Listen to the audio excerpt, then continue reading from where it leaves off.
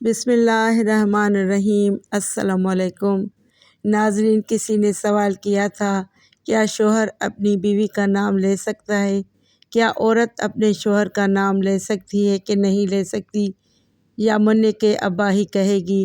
آج اسی بارے میں معلومات آپ کے سامنے پیش کرنے جا رہے ہیں۔ کچھ چیزیں ایسی ہیں جن کا تعلق براہ راست قرآن و حدیث سے نہیں ہے، بلکہ ان کا تعلق ہمارے کلچر سے ہے۔ مثال کے طور پر آپ سے اگر کوئی یہ کہتا ہے، کسی مفتی سے کوئی آ کے پوچھے کہ کیا میں قمیض اتار کر نماز پڑھ سکتا ہوں، تو مفتی اگر عقل مند ہوگا وہ کہے گا کہ قمیض اتار کر نماز نہ پڑھیں، یہ بے ادبی ہے۔ اب آپ کہیں کہ حدیث کا حوالہ دو، تو بھائی حدیث کا حوالہ اگر دے گا، نہ حدیث اس کے اپ سائڈ ہے۔ صحیح بخاری کی حدیث ہے، جابر بن عبداللہ رضی اللہ تعالیٰ عنہ بغیر قمیض کے نماز پڑھ رہے تھے۔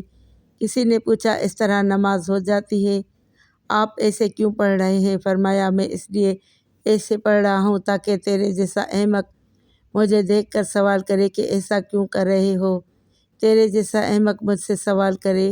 پھر کہا نبی کریم صلی اللہ علیہ وسلم کے دور میں ہمیں دو جوڑے میسر نہیں ہوتے تھے، ازار ہے تو قمیض نہیں ہے، بعض اوقات ایسے ہی پڑھتے تھے۔ اب بخاری کی حدیث سے تو پتہ چل رہا ہے کہ قمیض اتار کے نماز پڑھنا کیا ہے۔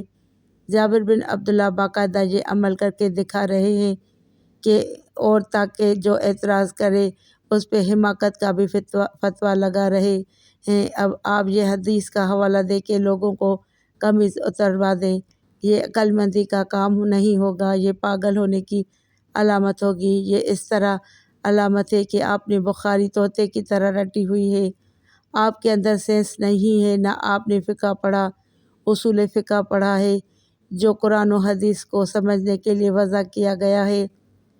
بھائی اس زمانے میں جب چونکہ صحابہ کو جوڑے میسر نہیں تھے تو قمیض اتار کے نماز پڑھنا بے ادبی نہیں سمجھا جاتا تھا، وہ تو کلچر کا حصہ تھا، غریب لوگ تھے۔ اصحاب صفہ میں ہم دیکھتے ہیں کہ حدیث میں آتا ہے کہ ایک دوسرے کی طرف پشت کر کے بیٹھے ہوئے تھے، کیونکہ لباس سے سطر ڈھانپنے کے لیے اتنا تھوڑا کپڑا تھا کہ وہ ایک دوسرے کی طرف رخ کر کے بیٹھنا ان کے لیے مشکل تھا، اتنی غربت تھی۔ آج کون ایسا غریب ہوگا جو بیچارہ تہبند نہ پہن سکے، اور ایک معاشرے میں پورا ڈریس پہننا ہی ہمارے معاشرے کا کلچر بن چکا ہے۔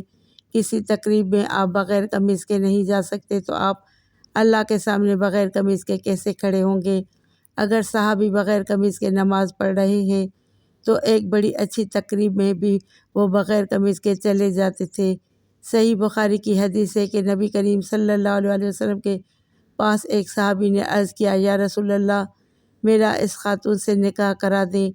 آپ نے مہر کا فرمایا۔ پتہ چلا کہ یہ لنگوٹ پہن کے نبی کی مجلس میں بیٹھے ہوئے تھے، بخاری کی حدیث ہے، اور اسی حالت میں نبی صلی اللہ علیہ وسلم نے آپ کا نکاح پڑھایا تو پتہ چلا دولہے کا لباس کیا تھا۔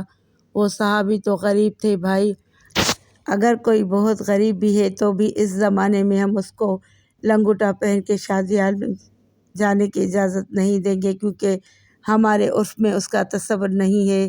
اس میں قرآن و حدیث کا حوالہ نہیں دیا جائے گا۔ قرآن و حدیث کی اگر بات ہے تو نبی کریم صلی اللہ علیہ وسلم زیادہ تر ازار پہنا کرتے تھے۔ ازار ایک چادر جو ہوتی تھی۔ آج کسی بھی محفل میں آپ ازار پہن کے نہیں جا سکتے، نماز بھی نہیں پڑھ سکتے، اس لیے کہ اس کو یوں سمجھا جائے گا کہ بھائی اللہ کے دربار میں جب حاضری دے رہے ہو تو پراپر ڈریس پہنو، یہ نماز کا ادب ہے۔ جیسے آپ کسی رشتہ دار کی دعوت میں جاتے ہو تو پراپر ڈریس پہن کے جاتے ہو، چڈن یا بنیان نہیں پہنتے۔ تو ہم کہیں گے کہ اللہ کا بھی یہ حق ہے کہ اللہ کے سامنے جب حاضری دی جائے تو پراپر ڈریس میں ہو، کیونکہ اب ہمارے زمانے کا عرف یہ بن چکا ہے کہ قمیض بھی ہو، ساتھ میں شلوار بھی ہو۔ اسی طرح یاد رکھو کہ عورت کا شوہر کا نام لینا صحابیہ سے ثابت ہے کہ انہوں نے اپنے شوہر کا نام لیا ہے، لیکن بہت سارے ہمارے کلچر زمین ہمارے جو بہت سارے علاقے ایسے ہیں، قومیں ایسی ہیں جن میں عورت کے لیے شوہر کا نام لینا بے ادبی سمجھا جاتا ہے۔ وہ اگر نام لیں گی تو یہ سمجھا جائے گا کہ یہ بے ادب ہے۔ آپ یہ دیکھو، ہم یہ کہتے ہیں کہ نبی کریم صلی اللہ علیہ وسلم نے فرمایا، کہتے ہیں فرمایا کسی صاحب نے فرمانے کا لفظ آپ کے لیے استعمال نہیں کیا، لیکن ہمارے عرف میں یہ کہنا کہ نبی نے کہا اس کو ادب کے خلاف سمجھا جاتا ہے۔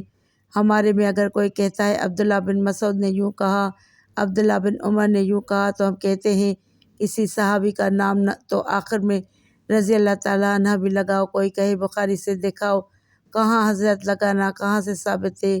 بھائی صحابہ کا ادب کرنا بخاری مسلم سے ثابت ہے۔ ادب کا اسٹائل کیا ہوگا یہ آپ کا کلچر بتائے گا، یہ بخاری مسلم نہیں بتائے گی۔ ہر چیز میں بخاری مسلم کا مطالبہ کرنا جہالت ہے۔ یہ تو شریعت ہمیں بتائے گی کہ شوہر بیوی پہ لازم ہے کہ وہ شوہر کا ادب کرے۔ ادب کا اسٹائل کیا ہوگا، طریقہ کیا ہوگا، یہ بخاری مسلم نہیں بتائے گی، یہ آپ کو آپ کا کلچر بتائے گا۔ امہات المومنین بھی رسول اللہ صلی اللہ علیہ وسلم کا نام نہیں لیتی تھی۔ کبھی حدیث میں آتا ہے کہ زوجہ نے کہا محمد آپ کہہ سکتے ہیں، اس لیے نام نہیں لیتی تھی کہ نام لینا ادب کے خلاف، اور چونکہ نبی تھے اور قرآن نے ان کا نام لینے سے منع کیا کہ ایسے مت پکارو جیسے دوستوں کو پکارتے ہو، تو اس سے اتنی بات تو ثابت ہوتی ہے کہ بعض اوقات نام لینا بے ادبی سمجھا جاتا ہے۔ تو جس قوم میں نہیں سمجھا جائے گا وہ نام لیں، جس قوم میں سمجھا جاتا ہے وہ نام لیں نہ لیں۔ اور آسان مثال بتاؤ، دیکھو اللہ نے عورت کو جو پردہ عورت پہ فرض کیا ہے، سگے بھائی سے پردہ فرض نہیں ہے، ایسا ہی سگے بھائی سے پردہ فرض نہیں ہے۔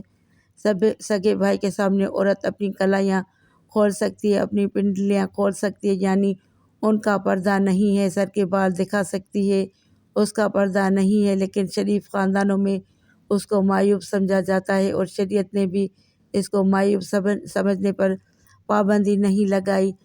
کسی بھی اچھے خاندان میں کبھی ایسا نہیں ہوتا کہ لڑکی جو ہے نا وہ گھٹنوں تک اسکارف پہن کے بھائی کے سامنے آ کے بیٹھ جائے۔ اچھے خاندانوں میں ہم نے دیکھا ہے کہ جوان بیٹی جب باپ کے سامنے بیٹھتی ہے تو سر پہ دوپٹہ لیتی ہے، کیونکہ عرف عام میں اس کو اچھا سمجھا جاتا ہے۔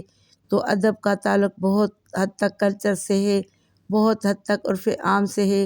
عورت اپنے شوہر کا نام لے یا نہ لے، شریعت نے اس میں دونوں چیزیں رکھی ہوئی ہیں، لے بھی سکتی ہے اور نہیں بھی لے سکتی۔ شریعت نے یہ کہا ادب کو کسی قوم میں ادب کے خلاف سمجھا جا رہا ہے تو وہ نام نہ لے، ادب کے خلاف نہیں سمجھا جا رہا تو وہ نام لے، کیونکہ اس میں برابر نہیں سمجھا جائے گا۔ ہم اس کو اس لیے پروموٹ کرتے ہیں کہ اس کلچر کو نام لینے والے شریعت میں شوہر کا بہت احترام ہے، جو آج کل ختم ہو رہے ہیں۔